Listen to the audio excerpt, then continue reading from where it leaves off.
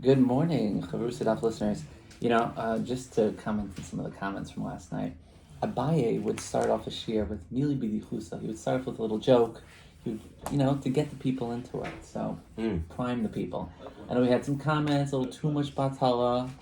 Listen, I take Musar. I'm not going to just throw it away. I hear it. There's time and place. That's all I have to say. And some classify as batala. What if it inspired more people to get hooked? Right. Yeah. Rabbi Pfeiffer in Camp Roma always started his Friday night speeches with a story. A story? Someone would say it's batala. Well, he started the story, but he'll be like, no, it's a mashal nimshal. Mm-hmm. But we do have a guest here. Oh, let's pan the video for the guest. Okay. Don't worry about it. We have a guest here. Say hi. Ayala, say hi. She's great. She's going to be our live audience for today. Okay. All right, let's get at it. Let's get right into it. The Gemara resumes its discussion of what occurs when a Kohen Gadol becomes disqualified. Great. Did I not move my thing? Where are we? I can't go here. So the Tana Rabbana, after the song, Tani Rabbana. Wait. Well, B. No. Oh, Because you didn't remember we used your other Gemara. Oh, right. Where are we up to? I think we got up to V'Rabbanan. So let's quickly chazer what we did yesterday, starting from where it says our Mishnah said on 13:81. Oh, yeah. Okay.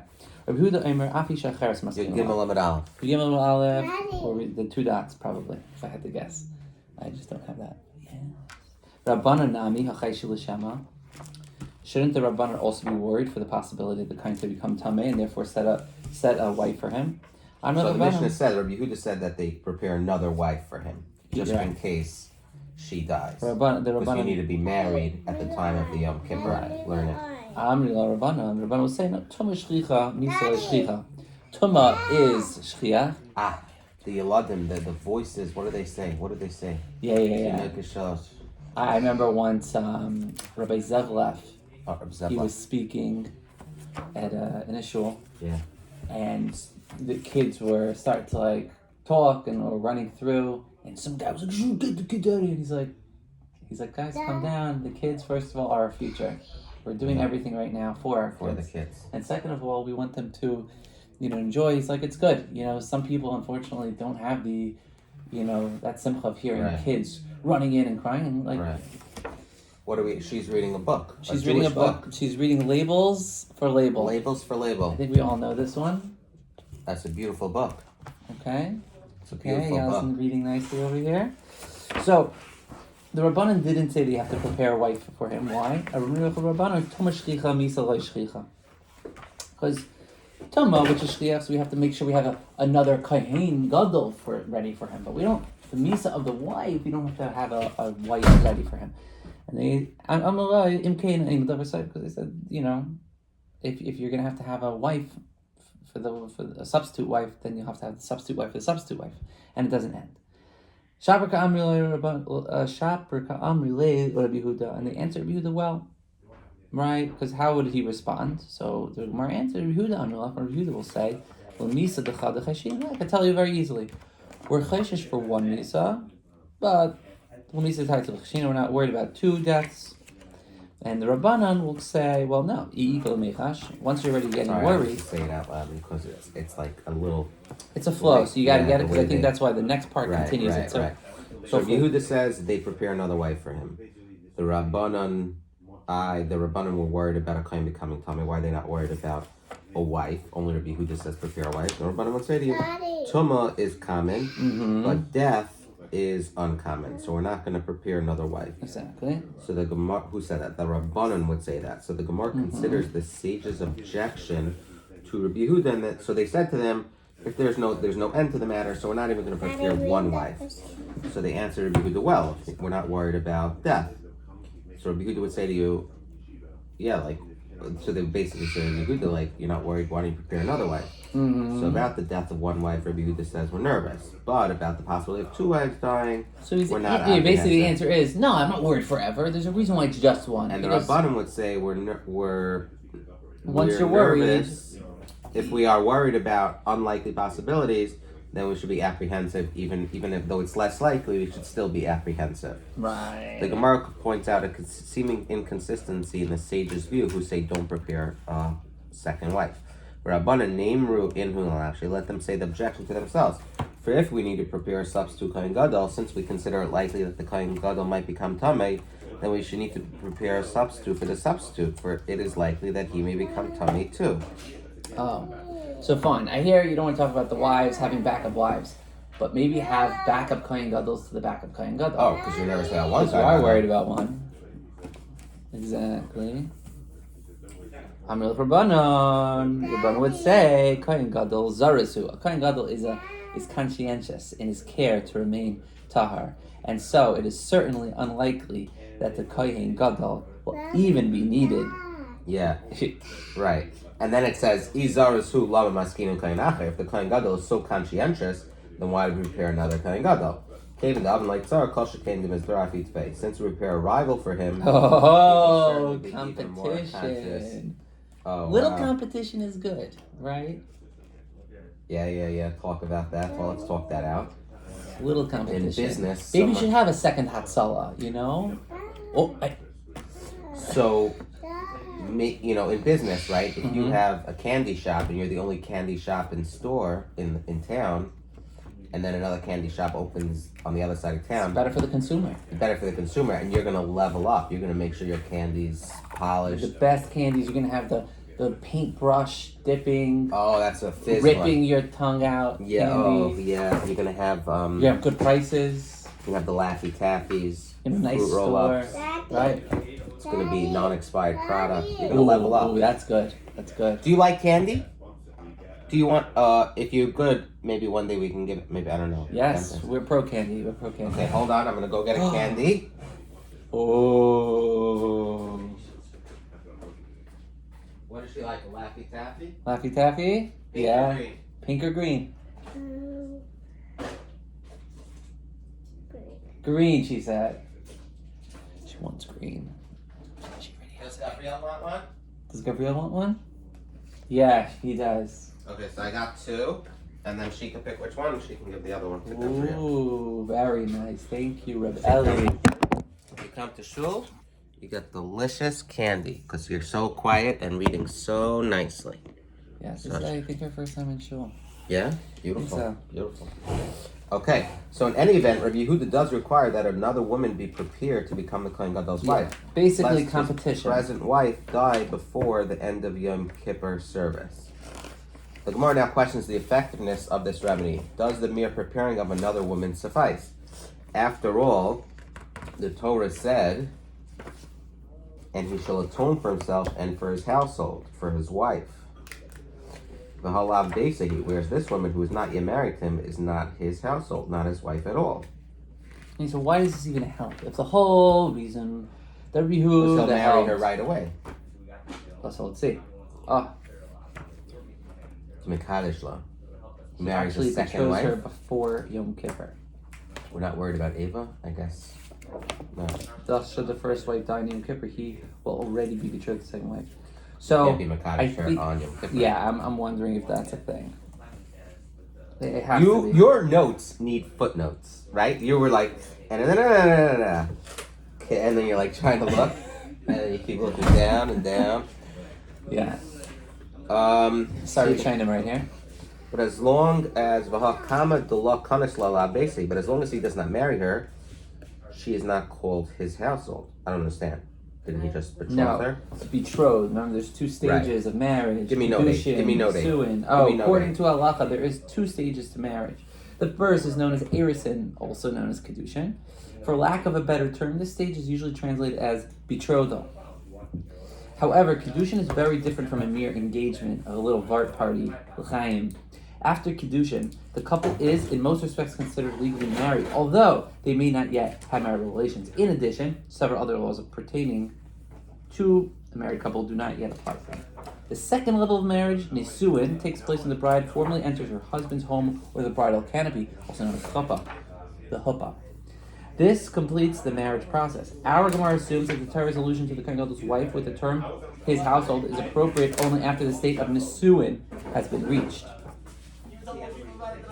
Yeah, maybe his household means maybe betrothal is enough to make it basic. Right. So let's see. Okay. But if so, okay, so he betroths her, but as long as he doesn't marry her, it's not called his household. So let's The see. Kanisla, in The fact, he married her, so he went forward with even Nisuin. Nisuin. Yeah. I mean, look at it. You got it. Right, he did Nisuin. That is, he completes the Nisuin before Yom Kippur, even though his current wife is still living. The following question presents itself: why should it be necessary to have this woman marry the Kohen Gadol while his current wife is still alive? Why not simply have her wait in readiness to marry the Kohen Gadol if and his wife should die? On Yom Kippur? So I don't, you're allowed to do Nisuin on Yom Kippur? So I feel like this is what we thought the Gemara should have first asked, right? It went into assumption that you obviously couldn't. Like we were thinking together, okay, the woman dies. If it's right before Yom Kippur, he marries her right before, he marries the second one. on Yom Kippur. So now that's what the Gemara is asking, right? In Cain Havale Shnei Batim. But if so, then should his current wife not die? Oh, sorry. It's asking a different question. Sorry. Now the Gemara asks, if so, then should his current wife not die, he will have two No, households. no, we're not even up to that part. Come on, Amr. No. We're still on note 9. He married her before Yom Kippur. So the question, the Gemara, the Ritva has a question. Sorry, we're going in Ritva. Why should he marry her while the wife is still alive? Just have her ready to go. Oh, okay. Sorry. Why? Ritva, here we go. Good question. We're saying that he has to marry her because it says base. I would have liked this question to be in note 7, personally. So it's interesting because the end of note 7 says see the next note. Like it's part of this conversation. You're right. Okay. So base side, that's why he needs to be married. Indeed, this seems to be the procedure advocated by the Yerushalmi. I love to hear the Hold answer. on, why does the Ritva's question stand? We need them. Why is the Ritva's question a valid question? It needs to be base side. Ready is not enough. Okay, ready, and then the second the woman passes, You'll make it base side. you make it base. Okay. Yeah. So the Ritva explains that our Gemara is concerned lest the Kohen Gadol's wife die in Yom Kippur itself, while he is in the middle of some portion of the service that cannot be interrupted for him to get married. He must therefore marry this woman before Yom Kippur to guard against such an eventuality. Alternatively, explains the Ritva, it is rabbinically forbidden to contract a marriage on the Shabbos or on a Yom Tov, and so the rabbis would not countenance his marrying on Yom Kippur itself, even in the Nisuin. I think that's what we thought when we read the Gemara's. What threshold would he bring her into the Farhedron? What was it? Farhedron? Yeah, like you have to bring her in. I guess that's the Yichadin, right? He Are you used saying bring into the Heichal? No, the Farhedron is where he.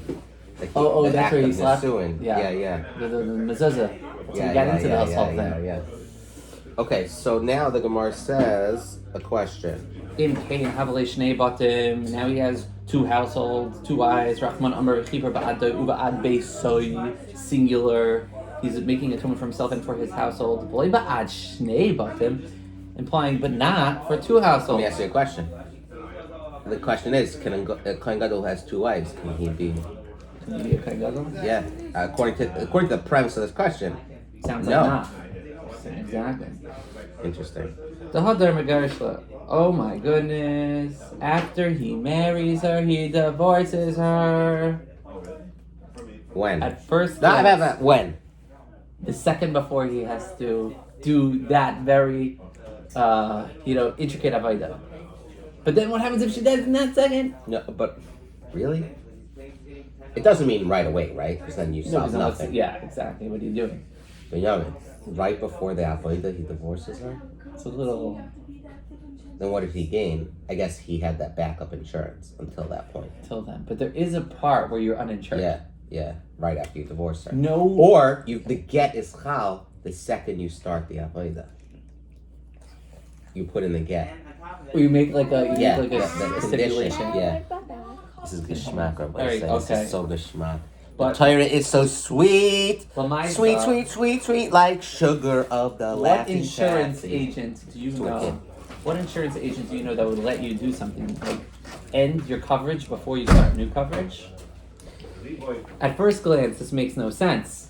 For what point is there to be marrying her only to immediately divorce her? Clearly, there is more to the answer than meets the eye, and the ensuing discussion in the Gemara is meant to elucidate the true meaning of this. Places takes it to mean that you're divorcing her immediately. Does Rashi say that the divorce took place immediately? No. If you divorce her, then original difficulty returns to place. Perhaps his wife will die Yom Kippur and the second wife divorced. He doesn't have a base like you need it. The Megarish La tonight. He divorces her conditionally. Wow, Rabbi Eli hit it. The Amar La Hareza Gita Almanas. This is your get on condition that you die. This is your get on condition Sheta Musi, that you die before the end of Yom Kippur. Well, it's not her, right? It's the other one, right? This is your get.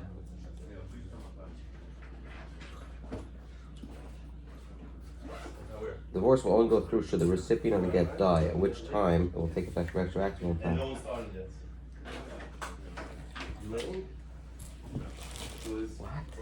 Okay, let's go with note by note. Let's go with note by note. Okay, note, it is necessary to suggest, that's what happens because we're up against, I'm davening, Rabbi Yamin daven, and Eli Hatipish didn't daven yet. Do you think I'm a Tipish? No, I really don't.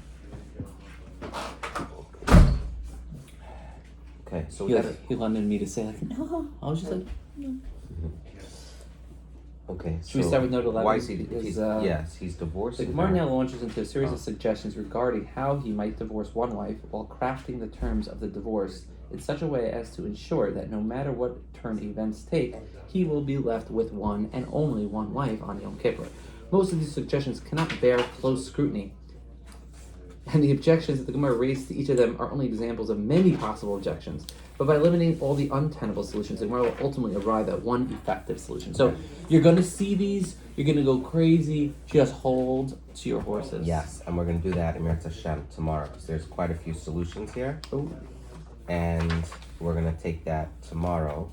Should we just try to understand the first one? Yeah, let's try to understand the first one. So the first one suggests is like Tzricha de Megarish al Tanai, the Amar la Harizikitich al Menas, and then in brackets it's Shetamusi, right?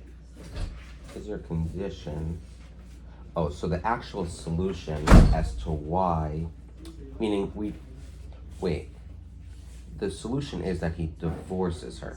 That's how the bottom is the issue. It doesn't say bottom, it says base side. So we say one solution is he divorces her. Now, is that going to be the solution? Like, are we tightening up what that means? He divorces her the whole time? I think so. Right. So also the end of note 11, that second paragraph of note 11 says, it should be borne in mind that there are three possible eventualities that must be considered. A, neither wife may die. B, only the first, undivorced wife may die. And C, only the second, divorced wife may die. So the divorce is assumed to be immediate.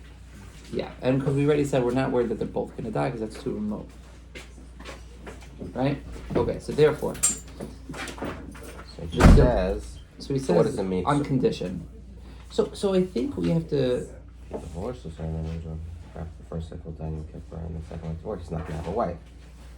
But the Gemara, meaning that this whole thing, Almanas, it's hard to understand what it was even thinking because the Gemara, I want to just say the rejecting of the solution. Yeah. The Dimulemaisa, but maybe the but divorce. Hold on, what is it? This is your get on condition that who dies? I know, it doesn't. This is your get, the second wife, on condition that you die. Sounds like the second wife. So let's take away the bracket as if it doesn't say Shetamusi. Okay. Harizikit Ramanas. This is your get on condition. So what's the condition? That someone's going to die. Probably that she dies. Let's just say that. But perhaps maybe she won't die. Will not die. Oh, meaning either way, he's going to sever the second marriage before Yom Kippur, either through death or through her accidental death or through the divorce. But if it's only here's your get Almanas. Almanas, you don't die. You don't die. If you die, then it's severed. If you don't die, then the get is cham. Actually sounds like it should work. So the Gemara rejects it and says, "V'dilma loy ma'isa," or perhaps the divorcee will not die. and the undivorced wife will also not die. But But he that's divorced fine. her. You divorced her, so why are you having two households? If neither wife died, possibility A, then divorce will not take effect since it's conditional on the divorced wife's dying. It'll be left two lives. If you want, we could pause here. Okay. Yeah. But what does that mean? I think we needed it to cease note 14. Okay, so we're gonna go through this tomorrow. It's very good schmack, and we'll see you tomorrow. Bye. Come here, Andy.